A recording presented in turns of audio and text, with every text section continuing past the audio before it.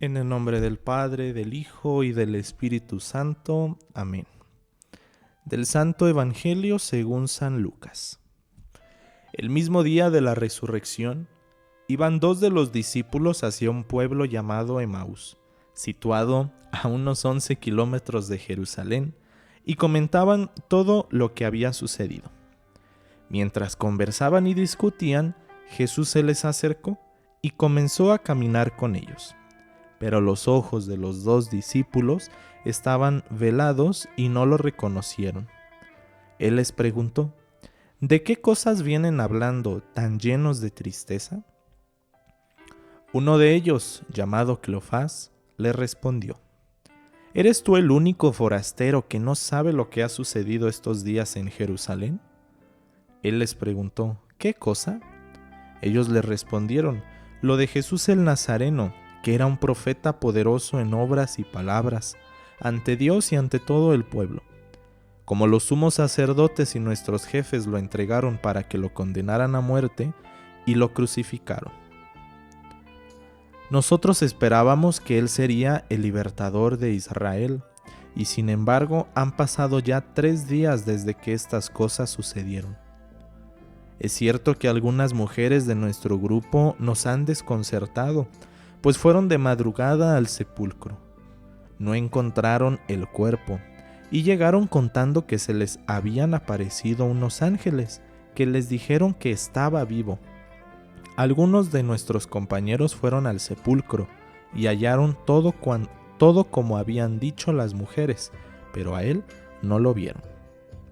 Entonces Jesús les dijo: «Qué insensatos son ustedes y qué duros de corazón para creer todo lo anunciado por los profetas. ¿Acaso no era necesario que el Mesías padeciera todo esto y así entrara en su gloria? Y comenzando por Moisés y siguiendo con todos los profetas, les explicó todos los pasajes de la Escritura que se referían a él.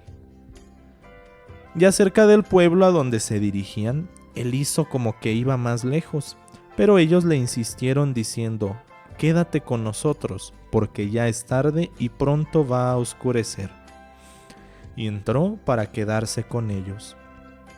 Cuando estaban a la mesa, tomó un pan, pronunció la bendición, lo partió y se los dio. Entonces se les abrieron los ojos y lo reconocieron, pero él se les desapareció. Y ellos se decían el uno al otro: «Con razón nuestro corazón ardía mientras nos hablaba por el camino y nos explicaba las Escrituras». Se levantaron inmediatamente y regresaron a Jerusalén, donde encontraron reunidos a los 11 con sus compañeros, los cuales les dijeron: «De veras ha resucitado el Señor y se le ha aparecido a Simón». Entonces ellos contaron lo que les había pasado en el camino y cómo lo habían reconocido al partir el pan. Palabra del Señor. Gloria a ti, Señor Jesús. ¿Qué tal, familia? Soy Armando, misionero de la alegría. Espero se encuentren muy bendecidos y muy en alabanza en este día. No solo por el Evangelio que toca hoy, sino por todo lo que hemos vivido. Es una gran gracia, es una gran bendición este tiempo en el que nos encontramos ahora. Y justamente pues nos toca un evangelio que tiene mucho que ver con lo que estamos viviendo y que me gustaría que reflexionáramos desde un ángulo que nos ayuda a complementar nuestra vida espiritual. Y cuando me refiero a un complemento, no me refiero como algo secundario, como algo extra, sino como algo que es vital de nuestra fe. ¿A qué me estoy refiriendo? Si bien es cierto que la resurrección de Cristo nos trae muchas gracias a nuestra vida, si bien es cierto que creemos en Él, diría a San Pablo: si Cristo no ha resucitado, vana sería nuestra fe. Es decir, todo esto enmarca la pasión, la muerte y la resurrección en algo muy importante dentro de nuestra vida de fe. Pero hoy, este evangelio que, por lo menos para aquellos de la comunidad, pues es nuestro evangelio, ¿no? Y deberíamos de tomarlo y de vivirlo así como algo nuestro. No solamente como palabras y decir, ay, pues es el evangelio de QCN, sino en el sentido de vivir lo que Jesús nos enseña en este evangelio. Y hay mucho que decir, hay mucho que reflexionar y creo que pues ya hemos escuchado muchas reflexiones, no solo del padre Efraín, de otros sacerdotes, incluso aquí en el podcast. Pero hoy me gustaría detenerme en un elemento que considero casi no se reflexiona. Y este elemento tiene que ver con nuestra vida en comunidad. Dentro del evangelio, 2 de los discípulos dice que se apartaron, se fueron, iban de camino hacia Emaús muy tristes, muy tristes. Y por el camino se les aparece Jesús, conocemos toda esta historia, ¿no? Les pregunta de qué van caminando, de qué van hablando mientras iban ahí caminando, y los escucha, Jesús los escucha, Jesús nos escucha. Pero no basta con escuchar, también hay que hablar, hay que escuchar lo que el maestro dice. Y entonces incluso primero como que pareciera que es un regaño, ¿no? Pero no, simplemente los está confrontando, ¿no? Qué insensatos, no tenía que pasar todo esto. Y ya dice el evangelista, pues se puso a explicarles las escrituras. Hasta el momento de la fracción del pan, donde lo reconocen y se regresan entonces hacia donde está la comunidad, que es lo que quiero comentar yo. ¿Qué es lo que pasa? A veces en nuestra vida, y si no es en nuestra vida, escuchamos mucho de gente externa, gente que no vive una vida de fe, decir yo creo en Dios pero no en la iglesia, ¿no? Para referirse a este sentido en el que pues la iglesia ha cometido sabe cuántas cosas y que como pasa en el evangelio pues también a veces hay que escuchar, ¿no? Hay que escuchar. ¿Por qué? Porque a veces es cierto, a veces pues se le exagera un poco más también, es cierto. Pero lo hemos escuchado.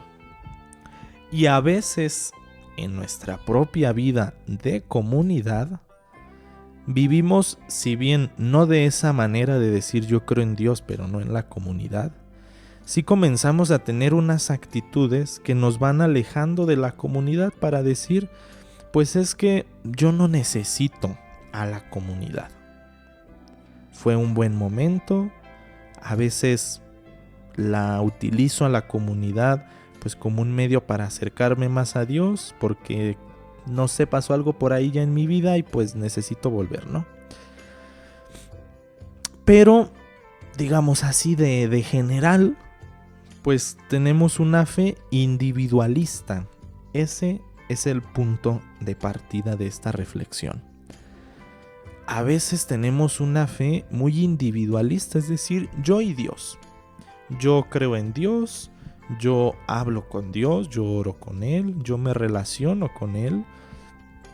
Y no hay una, digamos, como influencia de esa relación a otras personas. Es solo como una comunicación vertical. Nos hace falta el elemento de la fe horizontal. Y por esto me refiero a que no porque sea algo complementario quiere decir que es secundario, quiere decir que no es importante, no. Es que hay que saber que la fe no es una cuestión individual mía, yo y Dios y se acabó. No, la fe tiene un elemento comunitario, un elemento, aunque a muchos no les guste, un elemento eclesial, es decir, de iglesia. No podemos quitar a la iglesia, no podemos quitar a la comunidad y decir yo creo en Dios y basta. No, la fe por su propia naturaleza, por lo que es fe, necesita vital la relación con los demás. En este sentido, para que nos entendamos mucho mejor, ¿cuál es el riesgo de llevar una fe individualista? Nos vamos a retomar hacia un ejemplo con el que no nos puede caber duda, y es, por ejemplo, la guerra mundial, ¿no? Hitler, la cuestión de los nazis. Muchos de los que estaban ahí tenían fe. Tenían esa fe individualista, es decir, yo y Dios, y yo amo a Dios, pero estas mismas personas que tenían fe, que decían amar a Dios, eran los mismos que estaban destruyendo al mundo. Ese es el riesgo y el problema de los que dicen, a mí simplemente es mi fe, yo solo y Dios. ¿Por qué? Porque nos olvidamos de los demás. Y entonces incluso sería válida la cuestión de si eso que tú dices que es fe, realmente lo es.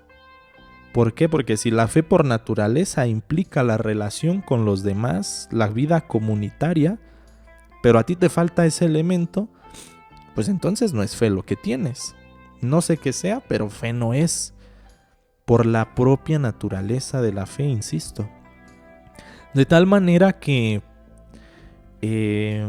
por ahí Santiago, me parece también, espero no equivocarme, es quien expresa, ¿no?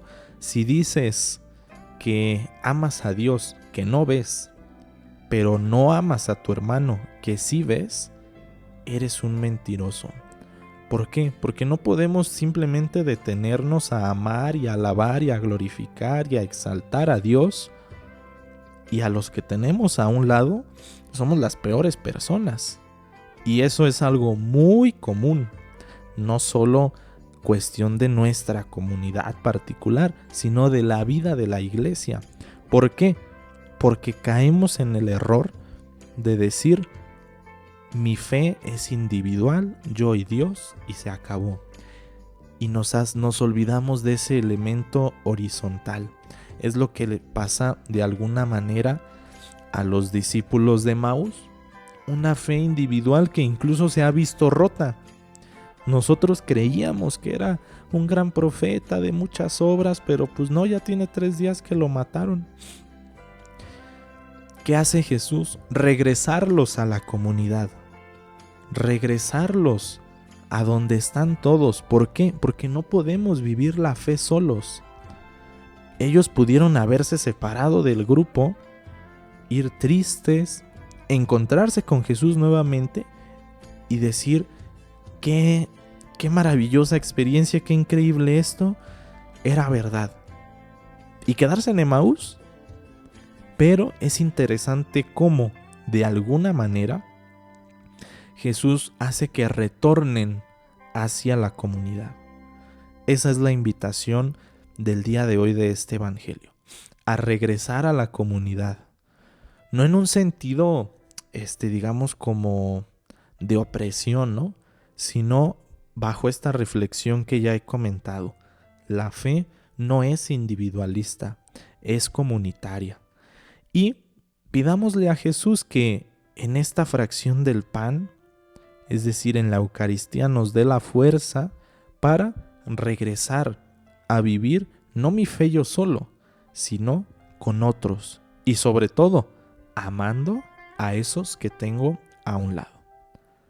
Gloria al Padre, al Hijo y al Espíritu Santo, como era en un principio, ahora y siempre, por los siglos de los siglos. Amén.